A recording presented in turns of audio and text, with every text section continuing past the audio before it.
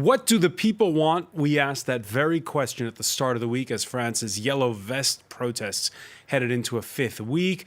We asked it again when the UK Prime Minister pulled the vote in Parliament on Brexit Tuesday. Now it's on to Brussels, where a constant din of insurgent blowback weighs on EU leaders who find themselves with the same Theresa May, but no closer to closure on Brexit. And just as divided over how to address the frustrations of EU citizens who themselves are divided, the poster child for a more federal Europe has just had his wings clipped. Emmanuel Macron's reforms undermined by cost of living concessions to protesters that will push up France's deficit and make it harder to lecture, say, Italy's populists on their own budgetary excesses. What do the people want? With the US, China, and Russia pushing their own interests, how does a unified European Union come up with an argument for unity that convinces those who no longer trust the powers that govern? Today in the France 24 debate, we're looking at the popular discontent on the continent. With us, Yves Bertoncini, president of Mouvement Européen France, a pro-EU advocacy group. How are you, sir? Fine, thank you. Thank you for joining us. Thanks as well to Jean Messiha of what used to be called the National Front, the National Renewal. Is that how you say it in English? No, it's a Rassemblement National in French, or National Rally. National Rally, Yeah, the National Rally Rally. Party. Yeah. Advisor to Marine Le Pen will be joined from New York by Harvard University's Yasha Monk shortly. The France 24 debate on Facebook and on Twitter, hashtag F24debate. This was supposed to be the summit where we moved on from the divorce deal to future post-Brexit trade relations. Now, though, with the UK Parliament's votes suspended, it's not even the end of the beginning for Brexit. However, after surviving a Wednesday leadership challenge amongst the Tories, Theresa May promising it's the beginning of the end for herself. I've said that, in my heart, I would love to be able to lead the Conservative Party into the next general election, but I think it is right that the party feels that it would prefer to go into that election with a new leader. Okay, so Yves Bertoncini, she's not saying when she's leaving, but she says that she is leaving before the next general election. Now, because she's survived that vote of confidence on Wednesday, it means there can't be another leadership challenge for at least a year within her own party. The Theresa May that walked into the main hall there in Brussels this Thursday, strengthened or weakened? Well, both, I would say. But, it was a very useful tactical move from her side, since the difficulties of the Brexit negotiation is that they mix different problems. There was a leadership contest in the Conservative Party, so at least she said, well, don't try to fire me because I will not run for next general election. And in addition, she won the vote. So at least she tried to say, well, now this is fixed, and now we're going to kind of focus more on what is the substance of the problem. Brexit and the end of this first phase of the negotiation. And the problem she faces, but not only her, is that actually there are several Brexits. Not only one. Of course, there was a liberal Brexit, Brexiters, hard Brexiters, thinking that the EU is the Soviet Union, so they want to have more freedom to conclude a trade partnership with Singapore and all this. But there was another Brexit, a more, let's say, protectionist one, from popular masses, thinking that free trade and, free movement of people is not desirable. So, in fact, it's very difficult for her to reconcile both sides of the Brexit, if I may say. And in addition, of course, the question is, what do people want? Those who wanted to vote for Brexit, and after all, it's a democratic choice. It has to be delivered.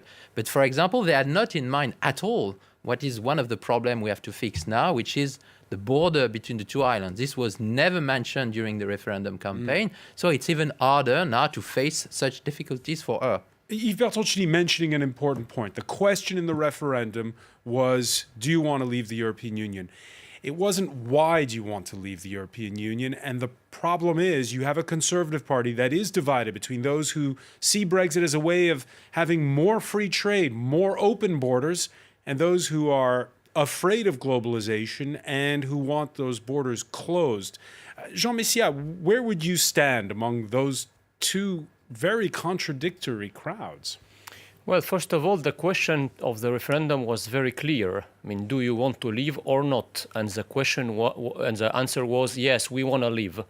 So I see that every time people vote in a way which is not in favor of what the elites were dictating, we try to empty the vote from its substance by saying that people maybe they Which side are you on? Are you more on the side where you'd like to see, if you had been voting in this, and obviously you're not a UK subject, but that you would be among those more in favor of more freedom for the UK, or on the side of those who want protection from the way world trade operates currently? Well, we are witnessing a very hard process of Brexiting.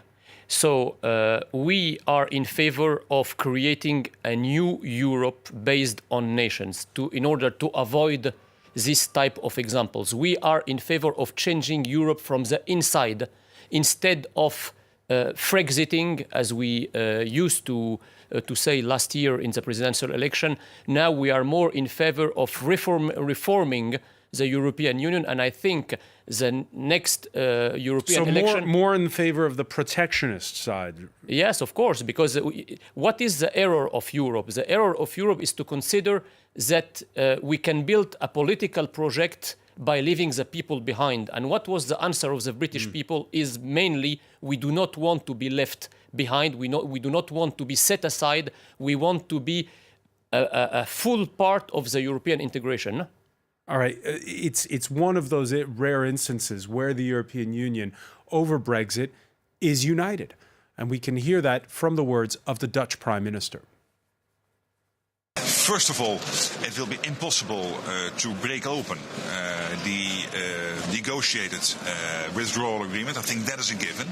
So what we need to do, because of the red lines, you guys in the UK yourself drew, which was one, no Irish border, no border in the Irish Sea, no membership of the customs union, no free movement of people. Given all those red lines, this is the only deal possible on the table. We've trapped ourselves in our own red lines. Well, that's up to you to think. He's a columnist for Slate, teaches at Harvard University. Yascha Mounk joins us from New York. Thank you for joining us here in the France 24 debate. My pleasure. Thank you so much for having me. But before I turn to you, Yascha, just a quick question reacting to what we just heard from Mark Rutte. What can the EU do at this point for Theresa May from this summit? What can they offer her? Well, sending some political signals to say, well, you know, we have drafted a deal, we negotiated a deal during more than 1 year and a half, withdrawal agreement. I mean, there's no problem from the European side to see the Brits living. Absolutely no problems. The only thing is that, there is no problem. There is a problem in Westminster because they cannot ratify this deal for political reasons, complexity of British political life. European Union has no interest in making a very easy Brexit, so that Brexit will not be an example for other countries to live. The Brexit is difficult simply because Mrs. May said Brexit means out of the single market, out of the customs union, and this was to create a border between the two islands. That's the problem they are facing. But I mean, there's absolutely no obstacle from the other 27. Come on. You know what? Because the other 27, they want this thing fixed because, with all due respect with the Brits, there are more pressing challenges ahead of us. Terrorism, Putin, Trump, chaos in everywhere. I mean, Trump is not a threat, of course, but it's a factor of destabilization, climate change. So if this could be fixed, and if the vote could have intervened as planned, last Tuesday, it would be better.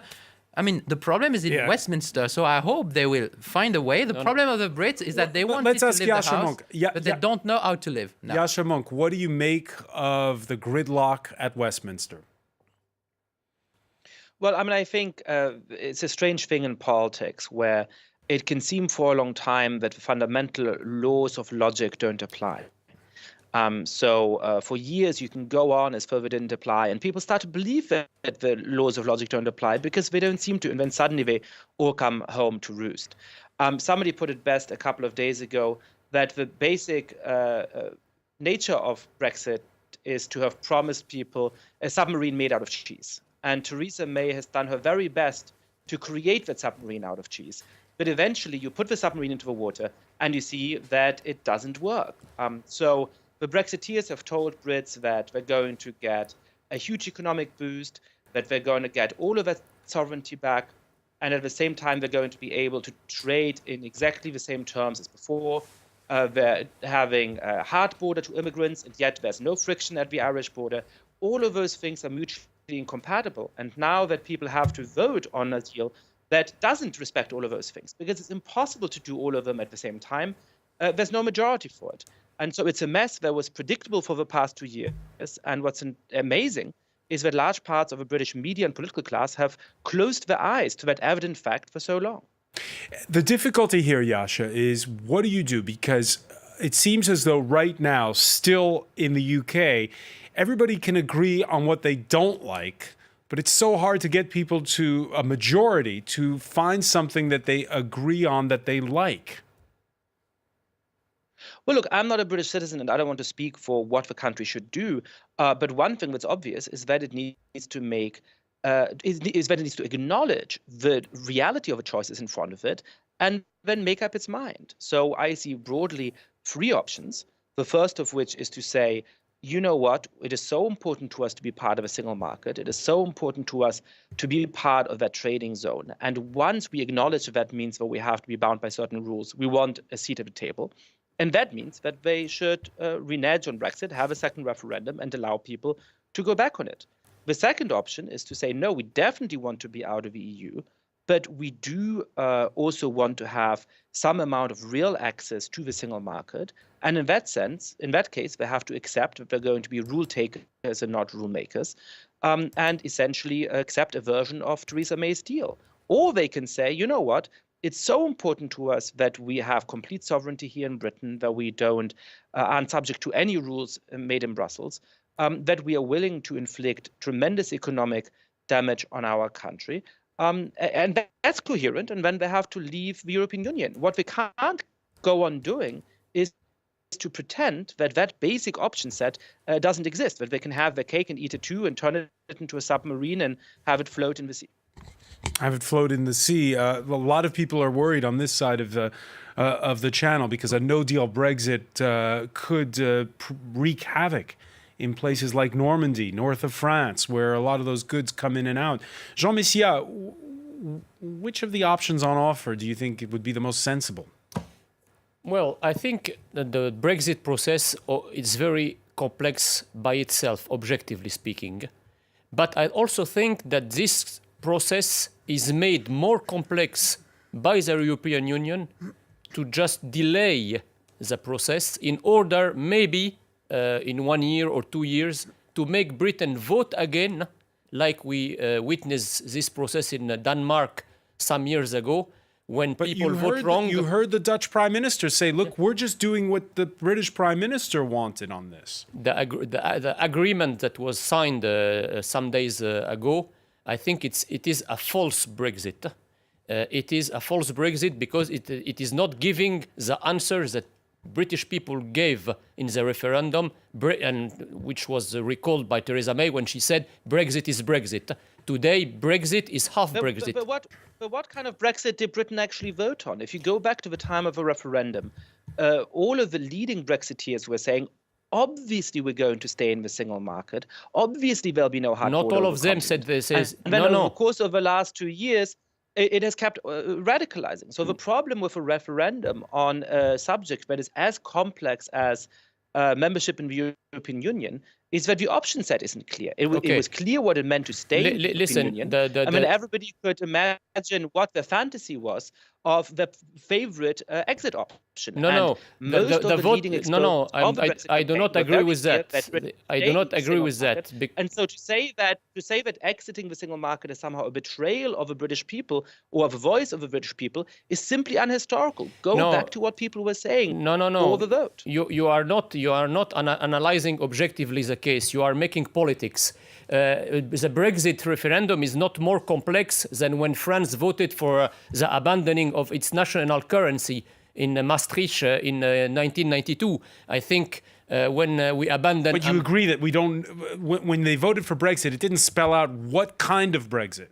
That's fact. Yes, that's fact. I'm not saying it is not a difficult process. We witnessed that when with Northern Apparently, Ireland. sometimes facts are politics. But go ahead.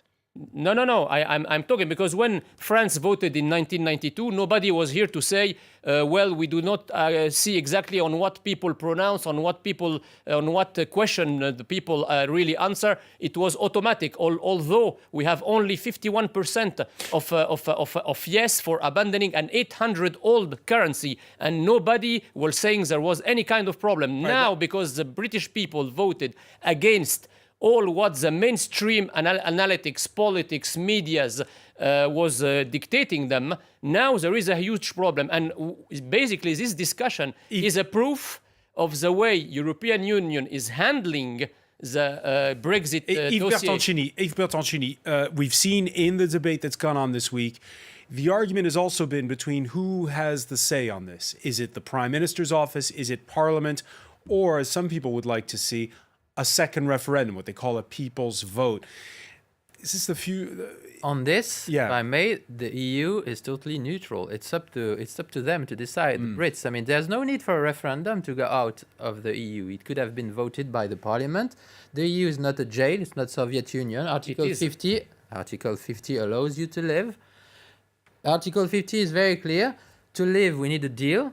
We have 2 years since the letter has been sent. If there's no deal, there will be a Brexit. So there's absolutely no prisoners in this. If they don't ratify this deal, there will be a Brexit. So why the European Union is don't blame the insisting EU or making for it this. hard? No, not at all. You have two things. First, a divorce deal. Simply because before living, you need to pay what you owe, and then you need to protect the citizens, and then this problem of the Irish border. So this is fixed by the divorce deal to be ratified. Again, if it's not ratified, there will be a Brexit. Okay. And then, apart from that, there is a transition period to let the Brits and the 27 negotiate a deal on the future relation. That will be done in any case. Only one question. What is the will of the people? We have to go to the break. So That's what the is, problem. Yeah. What is the will of the people? We've been asking about it when it comes to Brexit. We'll also ask about it when it comes to Emmanuel Macron's concessions to the Yellow Vests movement. You're watching the France 24 debate.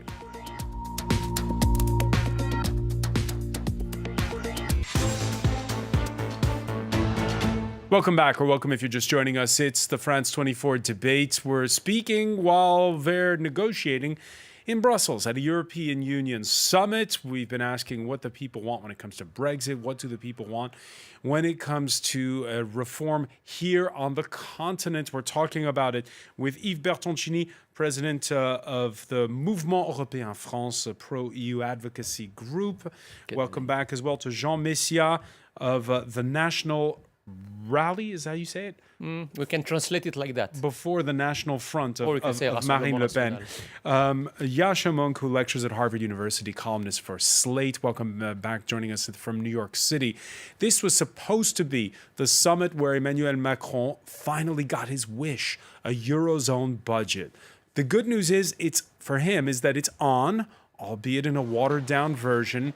But all that's been overshadowed by the French president's concessions to Yellow Vests protesters on Monday.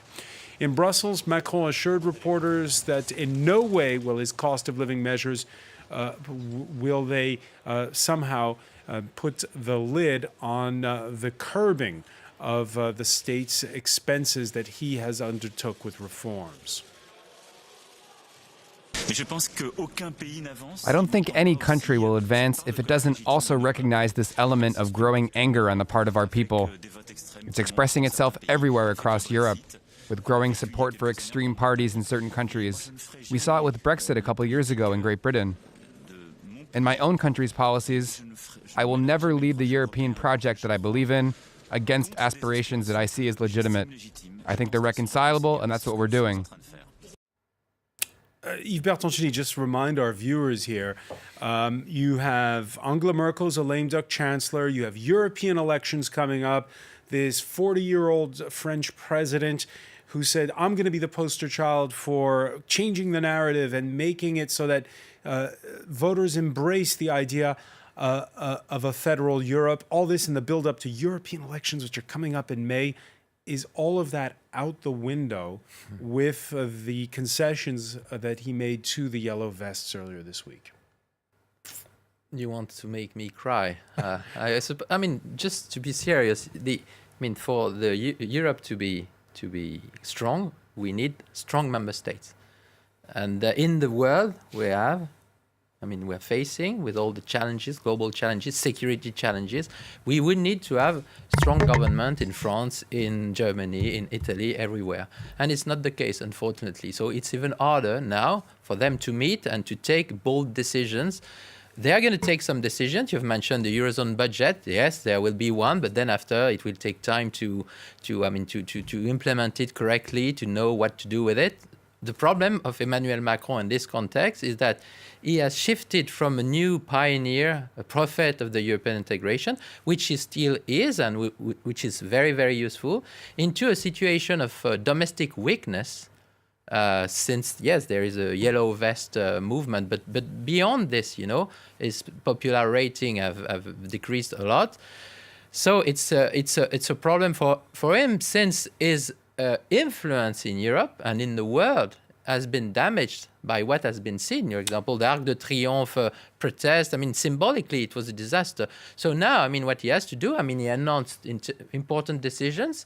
He has to take back control of the situation. He also has to go on reforming France so to have real good results, which is not the case if you look at the debt, but not only debt. The unemployment rate, many very, very, very specific results, concrete results. And with these dynamics, depending on the result of the next European election, which should not be very good, he will keep on, trying to appear as someone who wants to shape Europe, to reset Europe, as he said. And I think this is needed. How weakened is Emmanuel Macron, Yasha Monk? I think he's quite weak. He's obviously very unpopular. It's striking that he's less popular than Donald Trump in current opinion polls. I think it's important to see that as part of a general trend in French politics. In my book, The People versus Democracy, I show the extent to which each of the last three presidents lost popularity incredibly quickly. That was true of Jacques Chirac. It was even more true of Nicolas Sarkozy and of François Hollande. So what we're seeing is that the system isn't capable of delivering for people what they're expecting of it. Every 4 or 5 years, a new leader comes to the top of the political system. People project a lot of hopes into him or her. They think this is really going to change the country. And about a year or a year and a half in, they say, well, you know what? I'm not seeing the country be completely transformed. I'm not seeing all of my hopes realized. So let's kick him to the side and go on to the next one. And then, of course, there's people who try to exploit that by essentially saying that the whole political system is illegitimate, that if your hopes and expectations keep being dashed, then the right response is simply to destroy the whole thing. And so that's the situation. And we've seen a lot of violence. We've seen a lot of there's a climate of violence right now in France. There is, and I think if you look at some of the demands, and there's no official demands, but there's a lot of lists of demands that have circulated over the last weeks that people are making. It's what in English we would call cakeism. So people want to have the cake and eat it too. They want to halve the taxes that the French state has at the same time as hiring a whole new set of civil servants and so on. So it's gâteauisme, if you want. And responding to that is very hard. I think Macron is trying to walk a careful line between defending some of the basic reforms that he has started over the last year and a half and taking more energetic action to ensure that ordinary people actually profit from them. I think, ironically, there's a little bit of an opportunity in him in that violence you mentioned, because it is going to make the movement a lot less popular in the weeks and months to come, and that presents him with an opportunity to show himself as having a strong hand resisting the casseurs, the people who want to go around looting and breaking things. But I think it's clear that his popularity is severely damaged, and he is unlikely to be the kind of energetic reformer with political capital that a lot of people expected and hoped a year ago. The Yellow Vests were already divided over whether to return to Paris this coming Saturday after those concessions. Then, of course, came Tuesday evening's terror attack targeting Strasbourg's Christmas market. Demonstrations in Paris and throughout France still authorized. The only place where rallies are banned is Strasbourg itself. Now, what will the Yellow Vests do? I think it's going to put an end to the movement, or some people will react violently, and I don't agree with that. How is it possible that a lone person, known to security services, who commits a crime and kills 3 people, injuring 12 more, can just disappear into thin air while we're under monitor, while we count for nothing? It seems strange, that's all. Yeah, there are a lot of conspiracy theories about how somehow this plot may have been orchestrated by the government, and those have been relayed a lot on social media. A couple of questions for you, Jean Messiha. First of all, should the Yellow Vests demonstrate again this Saturday in Paris? I'm very surprised because you did not make me react to the popularity of Macron and its measures. So, you know, in a national rally, we can speak also about economics, not only about security. We will talk about economics again, I promise you. Conspiracy theory, you know. I don't feel anybody can say to Yellow Vest to demonstrate or not, because, as you know, Yellow Vest is a popular movement. Without any leadership. It is a spontaneous popular movement. Since the beginning, nobody can order the Yellow Vest to stay in their home or to demonstrate. And if it is under the risk of terrorism, I think the role of the government is to protect the nation and to allow the nation to have a normal life on all its aspects, including the right of demonstrating, which is a constitutional right. So, which they have for the time being still. Which they have for the time being. So, and do you agree with Yasser Munk that there's this difficulty because it's a leaderless movement? There's so many different people with different demands. We don't know who is actually representing a lot of people when they make those demands. No, if you try to understand the core of the movement, it is the central people of France. You know, all these people that is outside the radars of the politics since 40 years now. These people living in the vicinities, living in the periphery of big cities, which are not the electorate of Emmanuel Macron, basically. A lot of them did vote for Macron. A lot of them did vote for us, did vote for Marine Le Pen. This is a huge electorate for the national rally, this Yellow Vest. And their demand and their revendication, if you cast a look on them, you will find main common points between this revendication and our presidential project. So I think these people now is saying, basically, we are here. What is the symbol of the yellow? The symbol of the yellow is very strong. It means we are here. See us. Because, you know, the yellow vest is used on the road for people to be seen. Those high visibility vests. Exactly. Yeah. So this is a very strong political symbol of a people who has disappeared from the political scene and which is now, you know, yelling, see us, see us. Yves Bertoncini, again, getting back to how does Europe see this? Well, with a kind of understanding, I think they are worried. I mean, Europe is worried about what's happening in France since there have been violence. I think Yasha and Jean are both right in saying that they see a problem in the French political system. The French political system, which is quite unique in Europe, gives all the power to one man, because since after the presidential election, you have a general election, but it's automatically, you know, a majority given to this man. And in the last 2 decades, you see that the man, when is weakened sometimes for personal reasons, you know, because Emmanuel Macron acknowledged that sometimes he shouldn't have said different, you know, different sentences, deeper than which that. were but I mean there is a specificity of the French political system. Yeah, the leader and becomes a magnet for yeah, then it's worrying because normally it's a kind of absolutism with no checks and balances. Republican monarchy. And yeah, a republican monarchy. I agree with you, but it does not deliver. So Europe is worried about this. Europe is all worried that Macron appeared as a prophet, wanted to be a prophet, and is now a fireman. Yeah, only. but the problem is not in the institutions themselves. The problem is a problem of men, is a problem of responsible, because this institution basically functioned very well when it was people like de Gaulle on the power, when it was Pompidou, and as the Chinese proverb put it, the fish start rotting from the head. Yes. So if you have, all right. But it was a different it's very period. interesting to hear the political force that was. It was very interesting to see the political force that was a sworn enemy of General de Gaulle and of Pompidou to suddenly talk them up as the great. We are the inherit of General de Gaulle today. Well, I mean, that's not what Jean-Marie Le Pen would have said at the time. Jean-Marie Le Pen is not in our party anymore. You should change your CD. Jean-Marie Le Pen is not in our party. That's why I said that that's not what he would have said at the time. But let me make two serious points. Time changed. Time changed. Okay.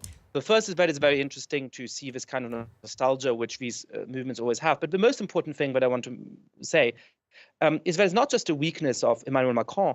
It's a weakness of all of the existing political parties and movements in France. And what's very striking is that, though I agree that the Yellow Vests come in part from the electorate that voted for Marine Le Pen, they don't see her as a hero either. In fact, Marine Le Pen is now started to be seen as just as much part of the French political establishment as anybody else, because she's been in existence for 15 years. She makes her living from it. She has been a presidential candidate many times. And so this shows a deep challenge that social media, technology, the taste for political novelty poses for all political movements, particularly for the establishment, particularly for ones that perhaps incarnate, as Emmanuel Macron does, the sort of more metropolitan, more forward-looking, perhaps more affluent France. But it is also very much a problem for movements like the Rassemblement National, which is finding it harder and harder to represent this kind of anger, even with a radical figure like. So what do you? Hang on. Let me just ask you about this, Yashamunk, because this was a movement that came out of nowhere, and it's thanks to Facebook. It was 8 people on Facebook at the start, and it spread like wildfire. What lessons can the rest of Europe draw? Well, I don't know what lessons it can draw specifically, but it shows the role of social media. One way of thinking about that is that even 20, 25 years ago, we still had a system of one-to-many communication. So to reach a mass audience or to organize a big protest, you had to have tremendous resources. You needed to own a television or radio channel or a newspaper, or to be invited onto the stage to share your opinions. In order to organize a mass protest, you had to have a deep Rolodex of all of the local organizers and people who could rent buses to car them to the national capital and so on and so forth. Today, we have a much more amorphous system of many-to-many communication, where people can put something on Facebook, say, hey, you know what, I'm really pissed off with the situation, let's put on our yellow vest, let's go out into the street, and this can snowball. And lots of people can come and join, each for their own motives with slightly different ideals, and suddenly you have this kind of rage in the streets. And that makes it much harder for any government to be in control of a situation. That's certainly true of some of the more moderate established governments, but it's also true of a lot of the populist governments around the world. And so I think you just have an empowerment of the opposition that's going to make our political systems more fluid and more contested for a long time to come. I do not agree with the fact that all the party could be mixed in the same pot and say this is the establishment. The establishment are the parties who govern France the past 40 years. And basically, National Rally did not govern France. Okay, most of the opinion polls though show. I'm sorry to say. I wish that it was true, because I don't want to be on the same side as you. I think we both would be very, very happy to be on different sides. in the view of the yellow vest, Yeah, the but two of us are on the I same am side. But engaged she in said- politics. You are presenting yourself as an analyst, and you are actually a politic. The polls show a slight bump for both the far Sorry? right. The polls show Yeah. a slight bump for both the far right and far left, but not some huge groundswell. Of course, some huge grounds. All right. 24% in the next national European election against 80% A only groundswell. I meant because of the yellow vests. Because of the yellow vests, of talking course. about what Yasha Monk was talking about. How when Facebook is driving the message, France's budget deficit, by the way, now flirting with the Eurozone's red line equivalent of the 3% of GDP. The same week when Italy, a country whose leaders use Facebook a lot, promised to tighten their belts. The Prime Minister going to Brussels Thursday to promise a few billion euros off its plan for a sort of universal basic income, a lowering of the retirement age. And while the Commission examines whether it really will lower that public debt from 2.4 to 2% GDP, far-right Deputy Prime Minister Matteo Salvini has been crowing about Macron's breaking of France's piggy bank. He's been doing it on Twitter. He's also been doing it on Facebook. He said, given the problems in France, dialogue between Berlin and Rome can reboot Europe. The Franco-German axis is showing its limits. I will do everything I can to renew a Rome-Berlin axis. Yves Bertoncini. Well, first, I think Italy is facing two main problems: debt, GDP ratio above 130%.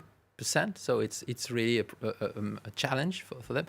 And second, a government formed by two opposite politic forces which decided to merge and to form a government. With one force, Cinque Stelle wanted to spend much more public expenditures, and on the other side, La Lega, Matteo Salvini, wanted to cut taxes. So this is very difficult to reconcile the two. Yeah, of course. And then, but on the European scale, would you say that they're winning this public relations I want to war? say this because first and foremost, the markets has to lend a lot of money to Italy, and then the markets, which means us, our savings, we are monitoring Italy, and we'll see if there are an overreaction of the markets or not. As regards the political reaction from Brussels, Berlin, and elsewhere, there are concerns about Italy, including because the style of Salvini doesn't help.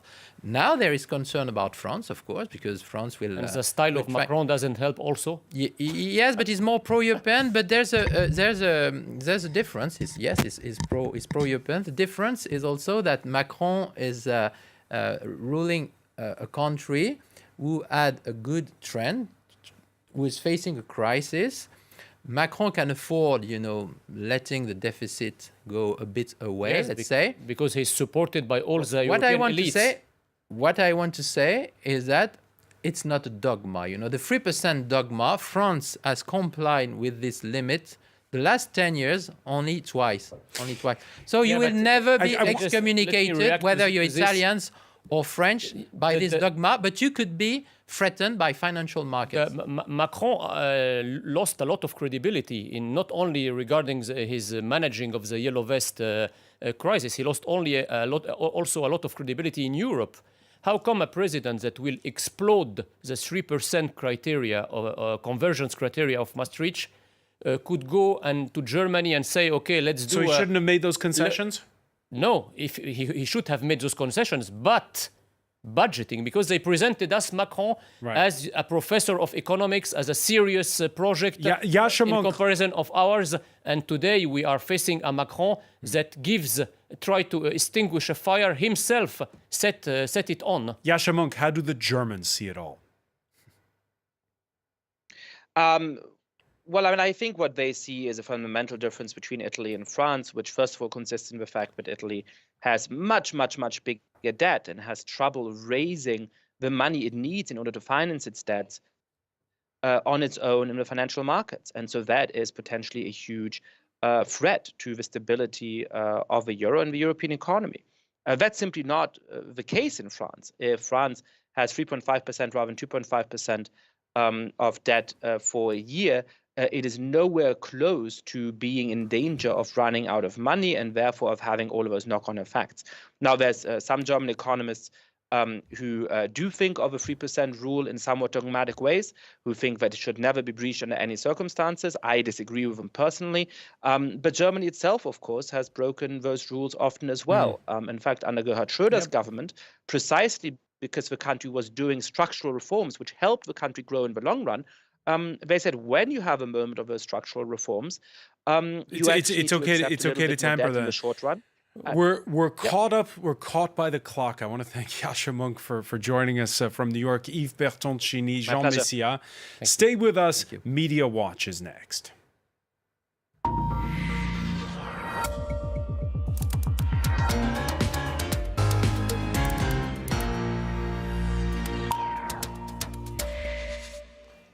And we say hello to Charlie James. Hello there. So, want to point out some things online that are getting a lot of attention right now.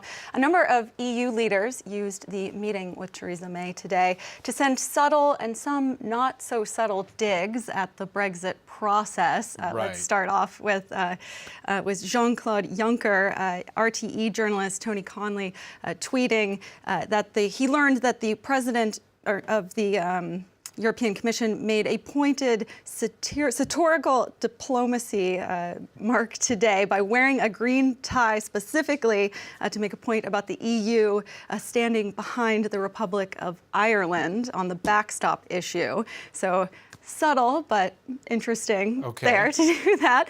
The president of Lithuania, on the other hand, was a little less subtle. She tweeted this saying, "Brexit Christmas wish, finally decide what you really want and Santa will deliver," along with a picture of this chocolate tree. So she's being a little less subtle there.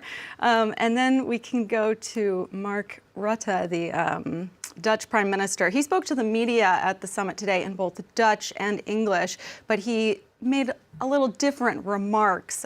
Because we heard the ones in English. Right, so AFP reporter Danny Kemp pointing out that what Rutte did not say in his English comments is that if anyone in the Netherlands thinks Nexit is a good idea, look at England and see the enormous damage it does. So a little bit different comments there for different audiences, depending on who he's speaking to. And finally, I want to show you what Jose Manuel Barroso, the former president of the European Commission, said on Twitter.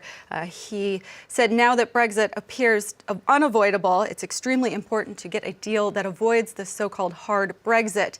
The European Union, that until now has shown such remarkable coherence and intelligence on this issue, should show some flexibility on the backstop."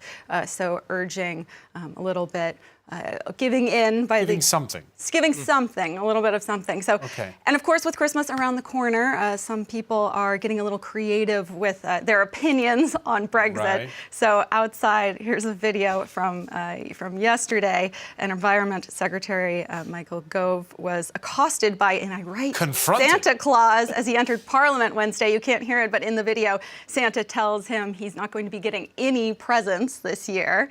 And people have also been receiving Brexit-related Christmas cards and tweeting them out, some funny ones. You had to bring Brexit up. Yeah, you had to bring Brexit up here, and user questioning how many fights there's going to be over Christmas this holiday season with this vote in limbo. Another card here that someone received, "Merry Christmas, remain dear."